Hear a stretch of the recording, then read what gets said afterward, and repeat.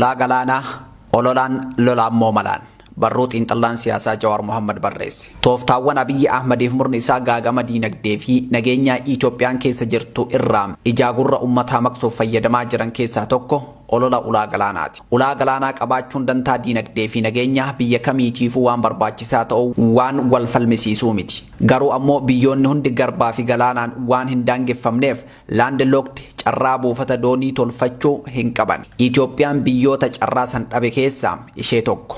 Sababni biyyi teenya ulaa galaanaa itti dhabdeef walxaxaa fi seenaa adeemsa uumama Itoophiyaa ammayyaatiin wal qabata.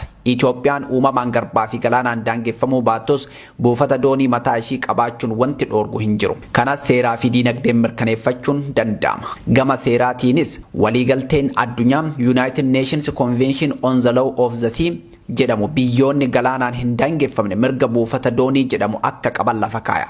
Biyyi ollaa daangaa galaanaa jiru martinuu warra daangarra hin jirreef tajaajila buufata doonii kennuu akka qaban dirqa. Raawwiin isaa marii fi waliigaltee irratti hundaa'a. Gama diinagdeenis ta'u Itoophiyaan ulaa galaanaa argachuuf atakaroo isii hin barbaachisu. Ollaa kamiinuu waliin wal loluu dhiisii shilliqqachuu iyyuu hin qabdu. Kadhatamuu qabdi malee kanaaf ammoo sababa lamatu jira. Biyyoota ollaa galaanaan daangeffaman shaniin marfamnee jirra. Shanan kana keessaa sadeeniif Jibuutii, Somaaliyaa fi Eertiraan biyyi ollaa buufata doonii isaanii fayyadamuu dandeettu Itoophiyaa qofaadha. Nu qofatu maammila isaanii ta'uu danda'a jechuudha. Olloonni lamaan hafan Keeniyaa fi Suudaaniinis yoo ta'e maammiltoota hedduu hin qaban. Kanaafuu biyyoota kana akkaataa si'aa'innaa fi gatii tajaajila buufata doonii isaaniitiin wal dorgomsiifnee keessaa filachuu dandeenya. Fakkeenyaaf Yugaandaan akkuma Itoophiyaa daangaa galaanaa hin qabdu. Keeniyaa fi Taanzaaniyaa wal dorgomsiisaa kan gatii fi tajaajila irra wayyaa qabu fayyadamti. Nuti kan biyyoota shaniin marfamne filannaa sana caala qabna jechuudha. Lammaffaa Itoophiyaan uummata miiliyoona 130 fi teessuma lafaa hedduu bal'aa waan qabduuf carraa gabaa oomishuu fi bitachuu guddaa qabdi. Meeshaa daldalaaf ala ergituu fi galchitu yeroo yeroon guddachaa deema. Kun ammoo buufata biyyoota ollaa kana wal dorgomsiifnee keessaa filannee fayyadamuuf humna guddaa nuuf laata. Yoo barbaanne ammoo daangaa isaan irratti buufata mataa keenyaa jaarrachuuf waliigaltee diinagdee bifa gargaraa seenuu dandeenya. Waliigalatti Itoophiyaan buufata dooniitiif jecha ollaa kamiinuu wal loluun ishii hin barbaachisu. Dhumaatu biyyoonni shanan kun kiyyasiif wayyaan nurratti wal loluu qabu malee. Dhugaan kana ta'ee osoo jiru dhimmi ulaa galaanaa ajandaa wal dhabdee maaliif ta'e sababoota lamatu jira. Tokkoffaan wal shakkii seenaa irraa dhaalameedha. Kan lammataan siyaasaa waraanaa Abiyyi Ahmad geggeessaa jirudha. Seenaa Itoophiyaan biyyoota ollaa kan akka Soomaaliyaa, Eertiraa fi Suudaan waliin seenaa walitti bu'iinsaa fi atakaroo qabdi. Kanarraa ka'uun Itoophiyaan buufataalee doonii isaanii keessattuu waraana irra qubsiisuuf yoo fayyadamte olaantummaan irratti horachuun nu cunqursiti sodaa jedhu qabu. Siyaasa Abiyyi haalli fi yeroon Abiyyi dhimma ulaa galaanaa itti kaase diddaa biyyoonni ollaa argisiisaniif shora guddaa taphate.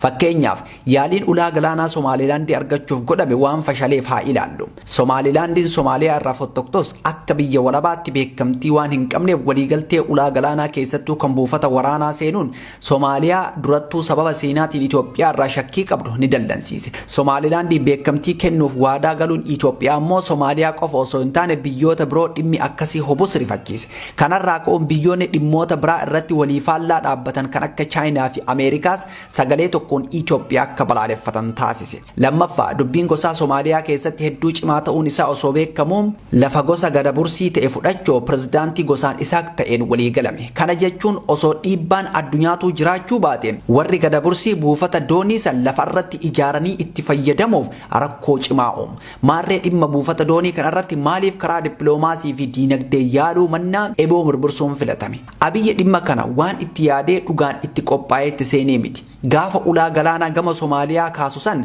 mormii biyya keessaa itti ka'aa ture ulaa galaanaa isiniif argamsiise olola jedhuun ofirraa maqsuu yaadeeti. Osoo dhugumaan ulaa galaanaa daangaa Soomaaliyaa argachuuf karoorri jiraate gaafa pirezidaantii isaanii walitti shariikaa Farmaajoon aangorra jiru dhiyeessuu qaba ture. Inni garuu erga Farmaajoon aangorraa bu'ee namni biyya diina Itoophiyaa taateen deeggaramu aangorra bahe booda gaafii buufata doonii dhiyeesse. Bifuma wal fakkaatuun dubbii asaffala itti godhu osoo barbaade gaafa Isaayyaas waliin somba tokkoon harganaa turan san kaasa ture. Akka gaafa warra dibbeen aruuzaa o'aa turte san achi turerraa akka mirkaneeffadhetti Abiyyi gaafuma tokkollee dhimma ulaa galaanaa kana jara Eertiraa har'aatti sirnaan kaasee hin beeku. Gabaabumatti Abiyyi dhimma Asab kan kaase waliigaltee Piriitooriyaa booda Isaayyaasiin waan wal dhabaniif walitti bu'iinsa dhufuu malu keessatti of baraaruuf ummati Itoophiyaa of cinaa hiriirsuudhaaf akka jarri biltsiginnaa dhaadatan kanaan waraanaan hulaa galaanaa banachuun nu baasaa laata. Buufata doonii Asab karaa lolaatiin dhuunfachuun bifa sadii qabaachuu mala. Tokkoffaa mootummaa Eertiraa amma jiru fonqolchanii murna buufata doonii Asab Itoophiyaaf kennuuf hayyamamaa ta'e aangotti baasuun regime change. Haala xaxama keessoo Eertiraa fi naannawa gaanfa Afrikaatirraa ka'uun mootummaa amma jiru buusanii kan biraa kaayuun ni danda'ama laata. Kan jedhuuf yeroof haa dhiifnu. Osoo danda'ameyyuu sabboonummaan Eertiraa kan ibidda lolaa waggoota 70 oliitiin waddamee finiinee waan ta'eef humni deeggarsa Itoophiyaatiin ol ba'e ganaumaan rakkoo fudhatamummaa hamaa mudata. Haala akkasii keessatti lafa taakkuu takka Itoophiyaaf hayyamuu hin danda'u. Yoo hayyame ammoo oolee osoo hin bulin fincila keessootiin raafama. Hubadhaa akkuma Abiyyi dubbii buufata galaanaa kana kaaseen murnoonni fi namoonni Eertiraa kan Isaayyaas kuffisuuf qabsaa'aa jiranuu sagalee ol kaasanii diddaa dhageessan. Humna sabboonummaa hubachuu namni fedhe yaalii Tigraay waraanaan jilbiiffachiisuuf godhamee fi waan mudate yaadachuu feesisa. Lammaffaa Eertiraa humnaan guutumatti Itoophiyaa jalatti deebisuun Rain Corporation kun seera addunyaa cabsuu qofa osoo hin taane sabboonummaa Eertiraatti beenzila firfirsuun wal waraansa yeroo dheeraaf karaa saaquudha. Sadaffaa lafa naannawa Asabsan muratanii fudhachuu annexation kun yeroof ummata ililchiisuuf fayyaduu mala. Atakaroo seeraa addunyaatu moggatti yoo dhiifne Asab qofa kutatanii fayyadamuuf bara hundaa waraanaan tiksaa jiraachuu gaafata. Kasaaraan namaa fi mallaqaa lola akkasiitii bayuu fi bu'aan buufaticha irraa argamu wal madaala. Waliigalatti yaadni waraanaan ulaa galaanaa arganna jedhu balaa fidee dhufutuu bu'aa argamuu malu kamuu caala. Lola walirraa hin cinne keessa seenuun kasaaraan diinagdee fidu bu'aa buufata dhuunfachuurraa argamu dachaa hedduun caala. Fakkeenyaaf bara darbuu Itoophiyaan buufata doonii Asabii fi Matsawwaa qabaachaa turtus waggoonni 17 sun yennaa diinagdeen Itoophiyaa itti qancare ture. Gama kaaniin bara 1998 booda Itoophiyaan buufataalee doonii lamaan kana fayyadamuu dhoorkamtus diinagdeen ishii saffisaan guddachaa ture.